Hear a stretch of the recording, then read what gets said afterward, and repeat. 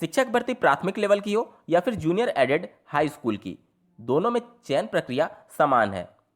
High school, intermediate, graduation, B Ed या फिर BTC के 10-10% अंक जोड़ करके यानी एकेडमिक मार्क्स के कुल 40% अंकों का वेटेज होता है। वहीं सुपर टेट की परीक्षा के अंकों का 60% अंक जोड़ करके फाइनल मेरिट बनती है। यहाँ पर आप देखेंगे कि एकेडमिक मार्क्स एक अहम रोल कर रहा है आपकी चयन प्रक्रिया को कंप्लीट कराते समय। और यही एकेडमिक मार्क्स अगर आपके अच्छे नहीं हैं तो आपको इस चयन प्रक्रिया से बाहर भी कर सकता है।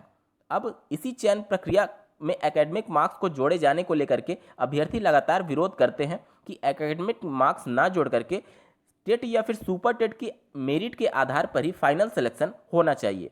इस वीडियो में हम इसी मुद्दे पर बात करेंगे कि एकेडमिक मार्क्स होना सही है या फिर नहीं। तो यदि आप भी इन सभी मुद्दों से प्रभावित हो रहे हैं तो इस वीडियो के किसी भी पार्ट को बिना स्किप किए हुए बने रहें करियर बिट के इस चैनल पर। नमस्कार दोस्तों, मेरा नाम है नीरज और आप देख रहे हैं करियर बिट यूट्यूब चैनल। अगर आप इस चैनल पर पहली बार विजिट कर रहे हैं तो इसको सब्सक्राइब करते हुए बेल आइकन को प्रेस करना ना भूलें।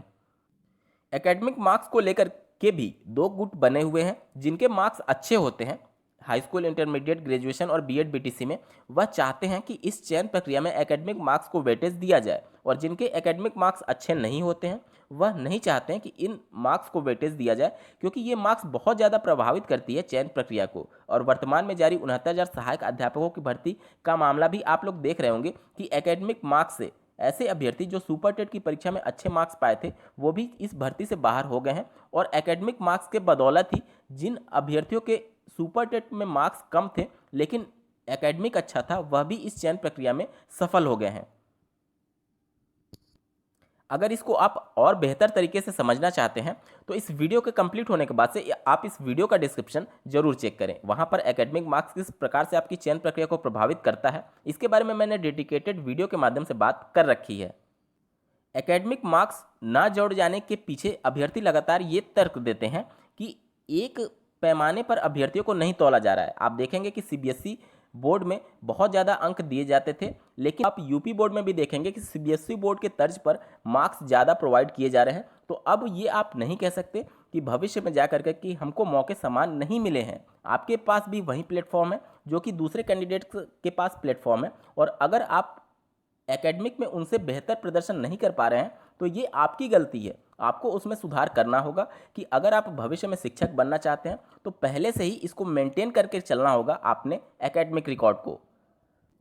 दूसरा एक और मुद्दा उठता है कि बीएड अभ्यर्थियों के मार्क्स कम होते हैं बीटीसी अभ्यर्थियों की तुलना में, क्योंकि आप देखेंगे उत्तर प्रदेश में तो बीटीसी अभ्यर्थियों के एवरेज आप देखेंगे तो 85 से ऊपर ही होते हैं, जबकि बीएड कैंडिडेट्स के 70-75 मैक्सिमम जाते हैं। तो ये बातें बिल्कुल सही हैं, लेकिन उससे पहले हमको ये सोचना होगा कि क्या ये दोनों कोर्स समान है, क्या दोनों में मार्क्स डिस्ट्रीब्यूशन का प्रोसेस समान है, क्या दोनों की ट्रेनिंग समान होती है। सबका उत्तर है नहीं। अगर नहीं समान है तो फिर दोनों कोर्सेज को एक ही भर्ती प्रक्रिया में किस आधार पर शामिल किया जा रहा है, और अगर ब्रिज कोर्स करा करके शामिल किया जा रहा है तो ब्रिज कोर्स का मार्क्स कैसे जुड़ेगा। इन सभी को बिना क्लियर किए हुए उत्तर प्रदेश शासन बीएड अभ्यर्थियों को इस भर्ती में शामिल कर रही है, और ये सभी मामले माननीय कोर्ट के सामने भी प्रस्तुत किए जा चुके हैं। अब एक बार बात करते हैं कि अभ्यर्थियों का तर्क कि सभी एकेडमिक मार्क्स को हटा देना चाहिए और सिर्फ सुपर टेट की परीक्षा के आधार पर मेरिट बनाई जानी चाहिए, ये कहाँ तक सही है। तो दोस्तों, इससे बहुत ज़्यादा नॉन डिजर्विंग कैंडिडेट भी इस भर्ती प्रक्रिया में शामिल होकर के फाइनल मेरिट में अपना नाम ले लेंगे। दोस्तों, अब इसको उदाहरण के माध्यम से समझते हैं।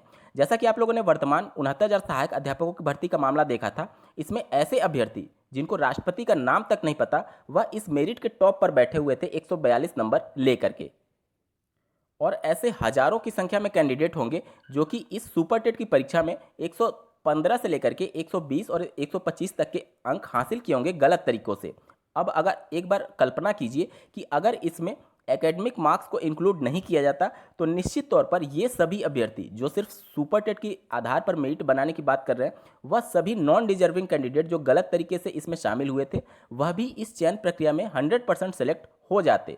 लेकिन अगर उनका एकेडमिक मार्क्स अच्छा नहीं होगा तो वो भी इस चयन प्रक्रिया में थोड़े थोड़े नीचे चले जाएंगे, और निश्चित तौर पर इससे भ्रष्टाचार धीरे धीरे खत्म होगा, अनियमितताओं को थोड़ा सा धक्का लगेगा और इससे डिजर्विंग कैंडिडेट थोड़े से ऊपर आएंगे एकेडमिक मार्क्स से, और नॉन डिजर्विंग धीरे धीरे नीचे चलते जाएंगे। दोस्तों, इसको और बेहतर तरीके से समझने के लिए जब भी आपके पास कुछ पैसे होते हैं, मान लीजिए आपके पास 1 लाख रुपए है, आप शेयर मार्केट या फिर म्यूचुअल फंड में इन्वेस्ट करना चाहते हैं, तो आप कभी भी इस पैसे को एक कंपनी में इन्वेस्ट नहीं करना चाहते, क्योंकि अगर शेयर मार्केट, आप जानते हैं कि बहुत ज़्यादा मार्केट रिस्क होता है इसमें, और अगर वो पर्टिकुलर एक कंपनी का शेयर अगर नीचे जाता है तो आपको घाटा हो सकता है। जबकि आप अगर 5 कंपनी में 1 लाख को इन्वेस्ट करेंगे 20-20 हज़ार करके, तो आप देखेंगे कि अगर एक कंपनी का शेयर ऊपर गया और दूसरे का नीचे गया, तीसरे का ऊपर गया, चौथे का नीचे गया, तो ओवरऑल जो आपका प्रॉफिट होता है वो पॉजिटिव में होता है। तो यही कुछ कॉन्सेप्ट उत्तर प्रदेश शासन के द्वारा भी लगाया जाता है कि अगर निश्चित तौर पर हम लोग धांधली से इनकार नहीं कर सकते कि किसी परीक्षा में धांधली नहीं हो सकती। आप पिछली भर्ती को देख लीजिए 68,500 को, यूपी टेट का मैटर देख लीजिए, डीएलएड की परीक्षाओं में धांधली देख लीजिए, या फिर उत्तर प्रदेश में जारी 69,000 सहायक अध्यापकों की भर्ती में सामने आ रहे अनियमितताओं को देख लीजिए। हम लोग किसी भी चयन प्रक्रिया, किसी भी भर्ती प्रक्रिया, किसी भी परीक्षा में धांधली से इनकार नहीं कर सकते, और इसी वजह से अगर हम लोग ज़्यादा बैरियर यूज करेंगे, यानी कि ज़्यादा जगहों पर अभ्यर्थियों को हम लोग मानक तय करके उनको तौलने की कोशिश करेंगे, तो उससे डिजर्विंग कैंडिडेट ही ऊपर आएंगे छन करके। आप लोग, उम्मीद करता हूं कि आप लोग को चीज़ें समझ में आ रही होंगी कि ये बैरियर बहुत सही है और ये होना चाहिए, जिससे अभ्यर्थियों को हर मानक पे, हर पैमाने पे तौला जा रहा है कि वह इस भर्ती के लायक है या फिर नहीं है। तो एकेडमिक मार्क्स जोड़े जाने बिल्कुल तर्कसंगत है और इनको चयन प्रक्रिया में बिल्कुल जोड़ा जाना चाहिए। इससे डिजर्विंग कैंडिडेट्स को ही लाभ होगा और नॉन डिजर्विंग कैंडिडेट्स इससे धीरे धीरे बाहर होते जाएंगे। दोस्तों, आप लोग का क्या कुछ कहना है, एकेडमिक मार्क्स जोड़े जाने चाहिए या फिर नहीं, और किस प्रकार आपका एकेडमिक मार्क्स आपके चयन प्रक्रिया को पूरी तरीके से प्रभावित करता है, इसको जानने के लिए इस वीडियो का डिस्क्रिप्शन जरूर चेक करें। इस वीडियो को देखने के लिए आपका बहुत बहुत धन्यवाद। भगवान करे आपका दिन शुभ हो।